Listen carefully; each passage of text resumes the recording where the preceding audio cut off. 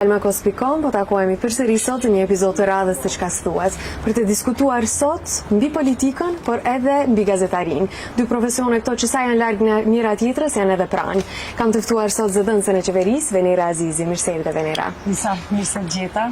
Një atmosferë që te kalon gjithçka në këto ditë që i kemi përplot me punë, përplot me angazhime, përplot me informacione që duhet të përgatisim. Por atmosfera që e ndjeva dhe e gjeta tek ti, sikurse ju bën ballë gjitha atyre angazhimeve dhe jam shumë e kënaqur që pranova ftesën. Jam shumë këtu me ty. Faleminderit shumë që ke pranuar. Filloj me njëherë me ty, me jetën tënde personale, me ato profesionale, nga gazetaria në zëdhënëse qeverie. Si ishte kjo lëvizje për ju, si profesionalisht, po edhe si njeri? Është një sfidë, por është gjë dhe natyrshme. Unë në fakt nga gazetaria bëra njëherë një kalim të vogël në marrëdhënie me publiko. Ushtrova këtë profesion në zyrën e kryetarit komunës Çajirit, isha përgjegjëse për marrëdhënie me publiku, dhe dal nga dal e bëra atë kthesën tjetër, që e llogaris kthesë shumë të madhe, e bëra kthesën politike, u bashkangjita në politikë. Dhe krejt këtu mundruan ato rrjedhat, sepse gazetaria është diçka tjetër, është një profesion shumë fisnik, një profesion që gjithmonë më flen në zemër. Gazetarët i kam, bisho gazetarët përballë, mendoj se gjithçka duket bukur. Në fakt ata janë frymëzimi im edhe që jam unë sot këtu. Dhe politika është një lloj. Politika është diçka që duhet ta kultivojmë, që në fillim dua këtu të përmendi se në fakt unë bazohem në parimet apo në qëndrimet e Hannah Arendt, është një filozofe gjermane amerikane, e cila politikën në fakt e shef si një fushë të veprimit dhe të lirisë, dhe jo si një mjet për pushtet absolut apo edhe për kompromise të pafund.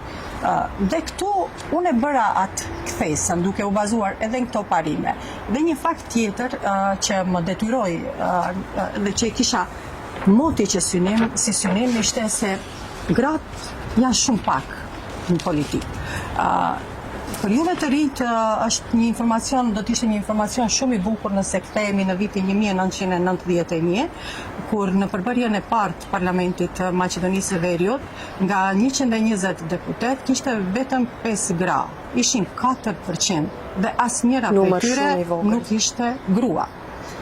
Tani, sot gra kemi sa të duash. Burrat na kanë dhënë mundësinë, dhe pse mos ta marrim këtë mundësi? Kemi deputete, kemi dhe zëdhënësja e parë jam që vi në këtë funksion, kemi zëdhënës ministre, dhe pra gjithçka në të drejtim rrjedhi natyrshëm. Pyetja tjetër tënde se a më ndryshoj si njeri? Jo, as pak. Unë jam në jetën personale, në fakt. Unë kam ngelur ajo Venera që isha gazetare, jam ajo Venera që jam në politikë, jam ajo Venera që jam zëdhënëse, e njëjti person.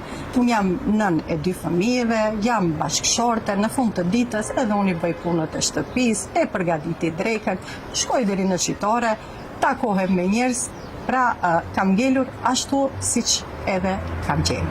Mua më vjen shumë mirë që ka gra në politikë, për shkak se vetë historia ka dëshmuar që gratë janë më të mira kur vjen puna në drejtimin e shteteve. Si ndodhi ky kalimi juaj në politikë? Ishte rastësi, ishte zgjedhje e ndershme, apo ishte thjesht një ftesë për tu kyçur në jetën politike? Më tepër do ta konsideroja të përmend edhe në fillim si zgjedhje të ndershme, tash u bazova në parimet politike, të teorisë politike të Hannah Arendt, se politika është fushë e veprimit dhe lirisë. Nuk kisha ftesë, por politikës i hyra natyrshëm. Pash që në fakt ne kemi procese që duhet të ndryshohen. Filluan të rinjt të largohen, të marrin rrugët e gurbetit, dhe vajza ime filloi të thoshte mami unë do t'iki jashtë shtetit. Filloi të na zbrazet vendi, shumë baballar, shumë bashkëshort, shumë fëmijë, shumë prind ngjelen duke i pritur ata fëmijët e tyre nëpër derën e shtëpisë. Kishte gjëra që ne patjetër duhej të ndryshonim. Dhe nga ana tjetër, duke i parë gjithë situatat, sepse unë kam punuar mbi 22 vite në gazetari, kam mbuluar fushën e politikës në Maqedoninë e Veriut, në Maqedoninë e atëhershme, në Kosovë dhe në Shqipëri, dhe kaq kam punuar edhe disa vite në Prag në Evropën e Lirë dhe normalisht se kam mbuluar edhe politikën në aspektin botror. Dhe e gjithë kjo, pra unë kam qenë disa pjesëmarrëse kam ndjekur, kam raportuar për marrëveshje shumë të rëndësishme, për ngjarje të rëndësishme politike, për protesta, për demonstrata, për atëherë kur politika e humbte kuptimin dhe qytetari shndrohej vetëm një spektator. Tani, që jam përballë politikës, dua të jem kontribuese në përmirësimin e të gjitha proceseve, në përmirësimin e shumë çështjeve që kanë ngelur pezull. Pra, ajo që më motivon si moto kryesore në gjithë të proces që jam kyçur politikë është ndryshimi. Ta sjellim ndryshimin, të bëjmë një vend pa korrupsion, të bëjmë një vend pa krim, të bëjmë një vend që do të hapim vende të reja punës, që ju të rinj të jeni këtu, t'ju krijojmë kushte, se nuk ikin të rinj vetëm për paga që janë të larta jashtë shtetit, nuk është e vërtet, por ikin edhe për shkak të kushteve që ne nuk ju kemi krijuar juve si të rinj për t'ju mbajtur këtu. Ti Liza, kur ti ke gjitha kushtet këtu të siguruara, nuk do të shkojnë mendja të shkojsh jashtë shtetit, po. Për shkak se edhe vetë ke qenë e kyçur në media për një kohë shumë të gjatë, 2 dekada e më tepër, si sheh sot marrëdhëniet midis medias dhe qeverisë? A ka hapësirë për dialog ose ka më shumë tension midis tyre të dyave? Unë them se ka hapësirë, vërehet një përmirësim i dukshëm, transparenca është çelësi.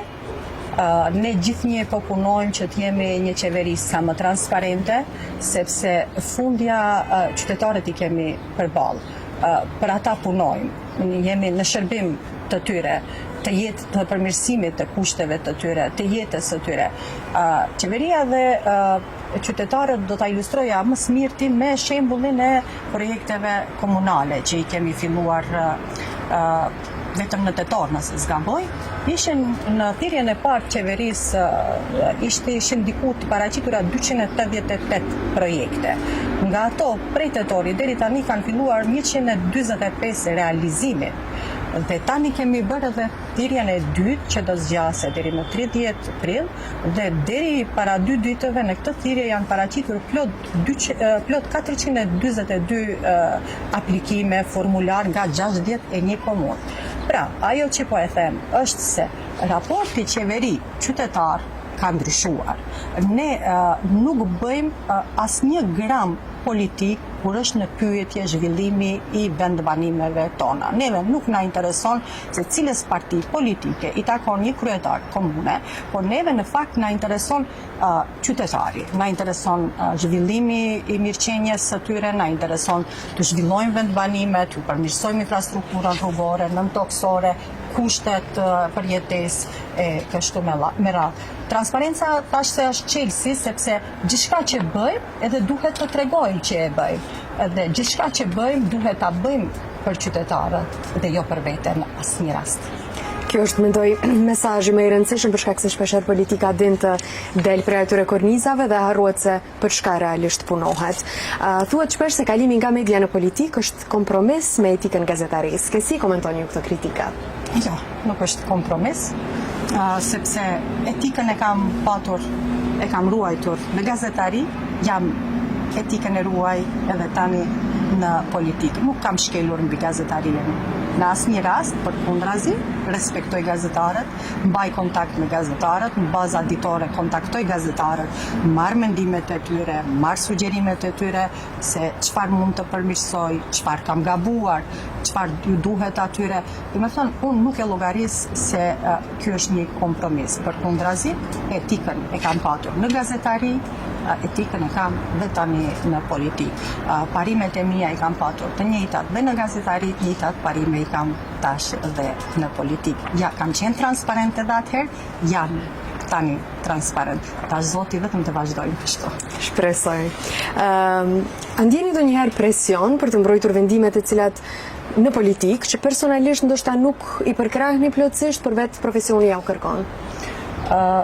Venera nuk është një person i ri për publikun. Unë kam një bagazh tash më të madh në aspektin profesional, kam një bagazh mbi 22 vjeçar në gazetari, që kam punuar si marrëdhënie me publikun dhe asnjëherë në jetë nuk kam bërë kompromise, asnjëherë në jetë nuk kam thënë diçka që nuk është deshur të them. Asnjëherë në jetë nuk kam qenë e bindur, nuk kam nënshtruar bindjeve të dikujt, por kam vepruar dhe punuar në bazë të transparencës, në bazë të korrektsisë, në bazë të objektivitetit. Dhe ajo vazhdoj të jem në fakt. Atë vazhdoj si komunikim për qytetarët, atë vazhdoj ta bëj. Bindja ime është bindja ime, ndërkaq komunikimi që duhet ta bëj në emër të qeverisë, normalisht që është edhe qëndrim i qeverisë që e transmetoj për qytetarët. Çfarë i mungon sot komunikimit midis qytetarëve dhe qeverisë? Është ndonjëherë thjesht mungesë dëgjimi apo mungesë informacioni? Mungesë dëgjimi nuk do të thoja, po dhe mungesë informacioni prapë nuk do të thoja. Po e përsëris prapë atje që e thash, se për gjithçka është qelsi transparenca. Transparencën e kemi, duhet të arrisim edhe më shumë. Duhet të jemi sa më transparent ndaj qytetarëve. Për gjithçka që punojmë, për gjithçka që bëjmë, duhet t'i tregojmë qytetarit. Për çdo veprim tonin, për çdo politik, ekonomik, zhvillim social e kështu me radhë, duhet të jemi përballë qytetarit. Duhet ta dëgjojmë mendimin e qytetarit. Sepse në fund të ditës gjithçka që bëjmë tash që është për qytetarin, përsëris prapë Liza se nuk është për neve politikanët. Si ndihesh afër politikës? Më shumë si mision apo për atë që është?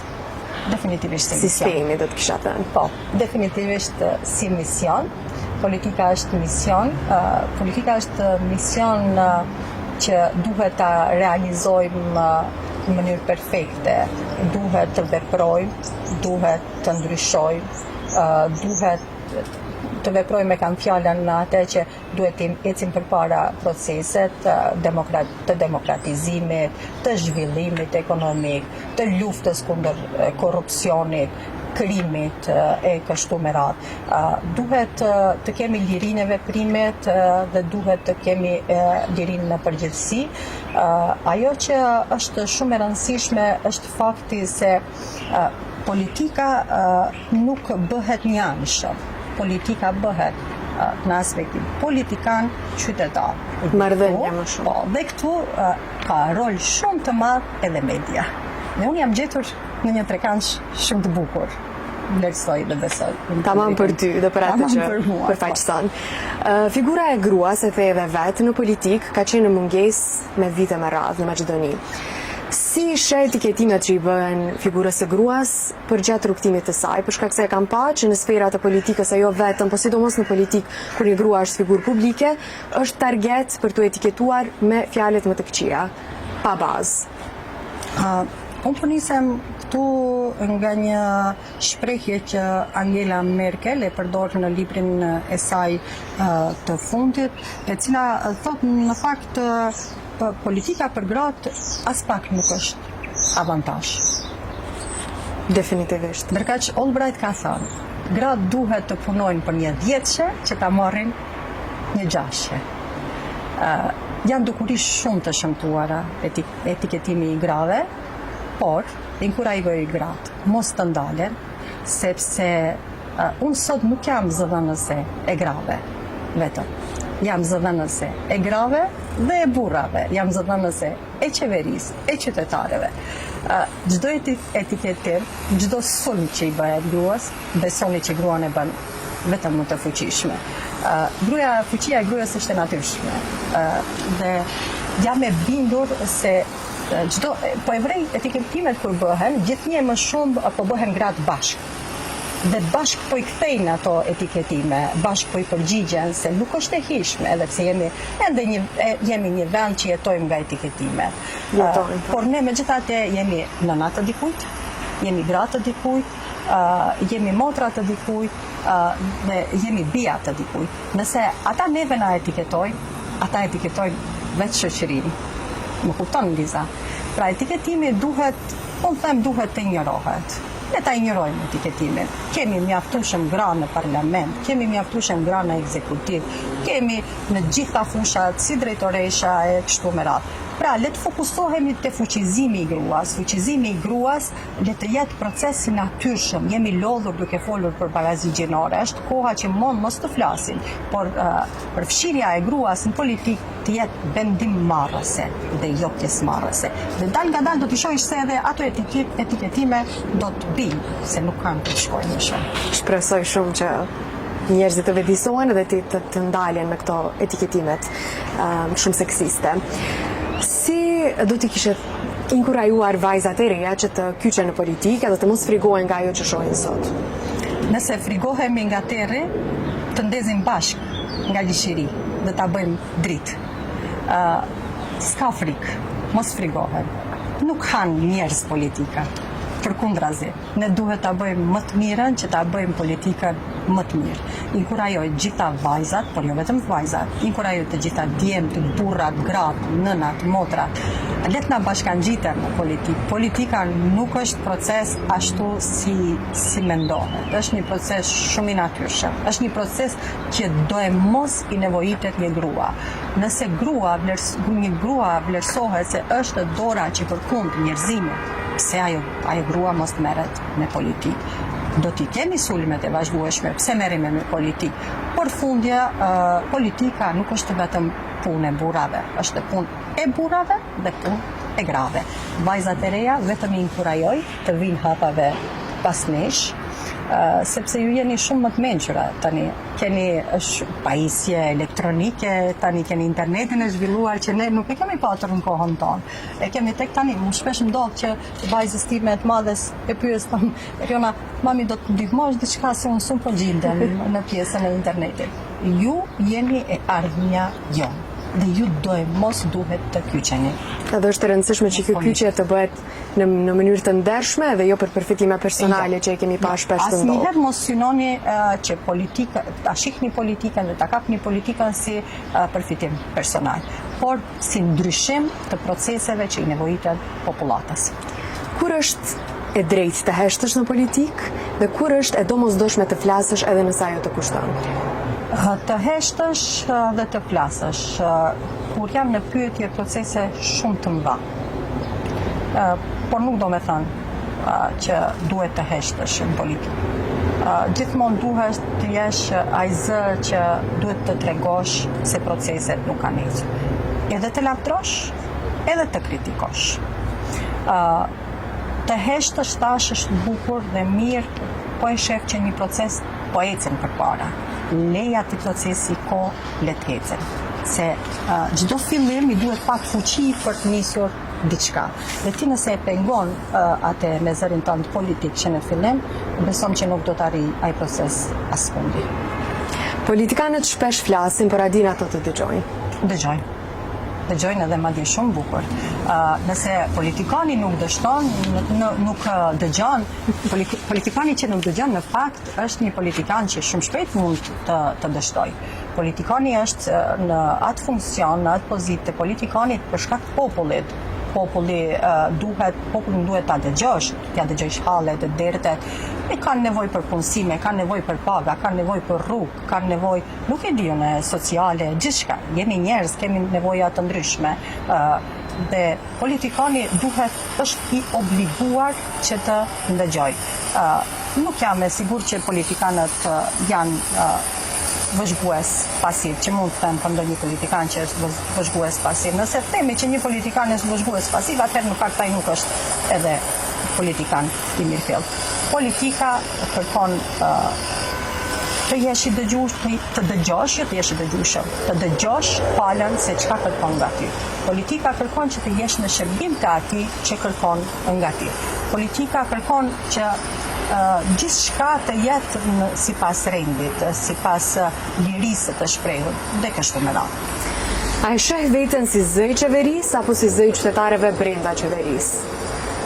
Veten e shoh si zëj qeverisë për qytetarët e Maqedonisë. Në fakt e shoh veten si ajo ura lidhse mes qeverisë dhe qytetarët, dhe unë këtu gjendem në atë mes.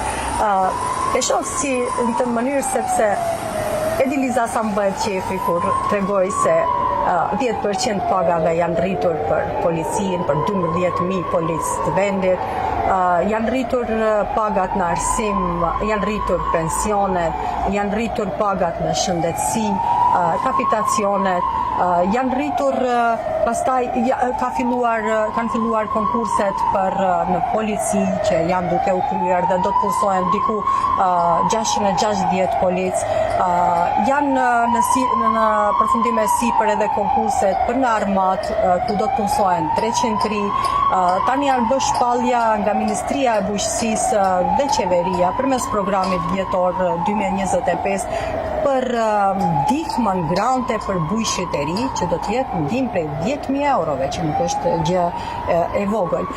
Mandej kemi edhe projekte që vinë tjera, që gjithsesi këtu duhet të kontojmë ne, 3.7 milion për projekte nga Ministria e Ekologjisë e kështu me radhë.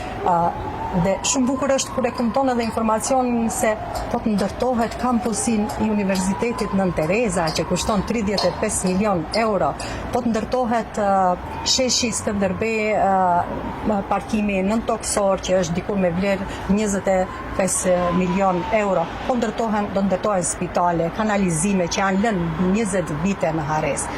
Dhe si mos ndjesh mirë në atë urën lidhse që atë që e bëj, do t'u akëmtojnë. Transmetohet e qytetarët. Po. Duhet të kthejmë prapë tek media, për shkak se pavarësisht të gjithave është media ajo që i transmeton këto lajmet, edhe është edhe ajo një urë lidhse tek qytetarët. Cilat janë temat në media që në vendin ton e ke parë që media sikur i shmang me qëllim? A është kjo një mungesë guximi, ndonjëherë edhe presion politik apo edhe vetë cenzurë? Unë do të thoja se pak mungojnë lajmet për krim të organizuar. Nuk do të kisha hy në atë që janë vetë cenzurë, presion politik apo kështu me radhë, sepse gazetarët e mirëfill, ne gazetarët që edhe unë kam qenë në pjesë e gazetarëve, duhet të hulumtojmë. Duhet të bëjmë më të mirën e mundshme që gjithçka që është si parehunësi të nxiret në pa. E kam fjalën për gazetarët, duhet të hulumtojmë. Dhe unë e vlerësoj vetëm këtë aspekt që duhet bërë pak më shumë. Pajtoha me ty. Pse flitet shumë për individ të caktuar, figura publike në politik, por shumë pak për vetë sistemin që i ka prodhuar këto individ? Sepse individ do t'i prodhon sistemi. Gjën e mirë dhe gjën e keqe e prodhon sistemi. Edhe individin e mirë dhe individin e keq e prodhon sistemi. Dhe është shumë më lehtë të flasish për një gjë konkrete se për një gjë abstrakte. Pra, pikërisht për këtë edhe flitet për individin. Më fol pak për meritokracinë në Maqedoni, për shkak se sido qoftë situata, një si vend, nuk them vetëm për Maqedoninë, por për Ballkanin në përgjithësi, jemi të ndikuar nga politika. Sa është meritokrat Maqedonia? Sa realisht ka të punësuar me meritat e tyre, sa janë me ndikime politike? A do të përparojnë këtë ndryshime? A do të kemi qasje tjetër? Meritokracien, tani jemi duke vendosur në vendin e vetë, se cili duhet ta di ku e ka vendin, se cili pozicion duhet të jetë me meritokraci. Edhe unë këtu jam me një lloj meritokracie, shkaku se kam punuar gazetar dhe tani jam zëdhënës. Unë shoh gjithë resorët, edhe ministrit, se cili është në vendin e duhur. Flas për tani. Sepse më herët ka qenë meritokracia ka qenë lidhur ngushtë me politikën, me në fakt ka qenë ngushtë e lidhur me partitë politike. Dhe tash janë thyer ato tabu. Janë thyer sepse në pozitat kyçe, jo vetëm në pozitat kyçe, edhe më poshtë, po shohim çdo ditë më shumë njerëz që janë në bazë të sistemit të meritokracisë i kanë zënë vende.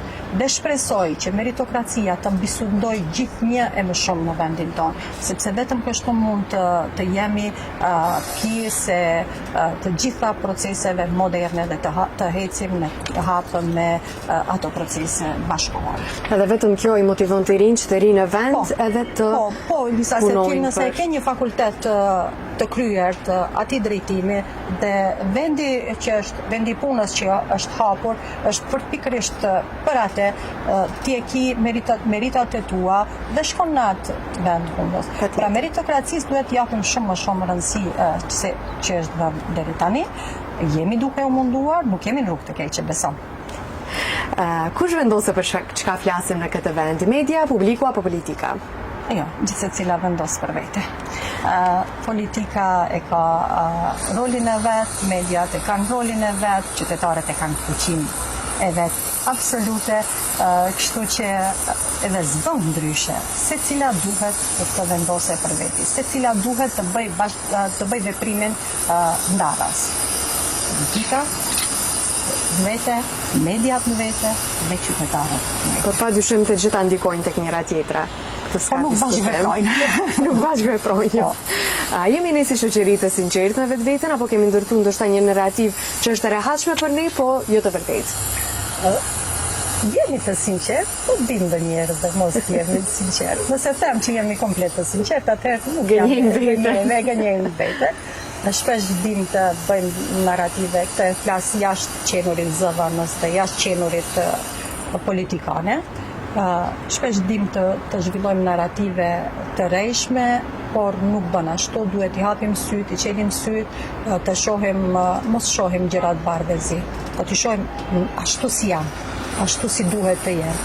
Nuk e di sa e lehtë është kjo për t'u arrir, por shpresojmë që një ditë do të kemi atë nivel të vetdijes edhe ndërgjegjes që ta arrijmë si shoqëri. Besoj se do t'ja arrijmë, por këtu na nevojitet ndihma e të gjithëve të si shoqëri.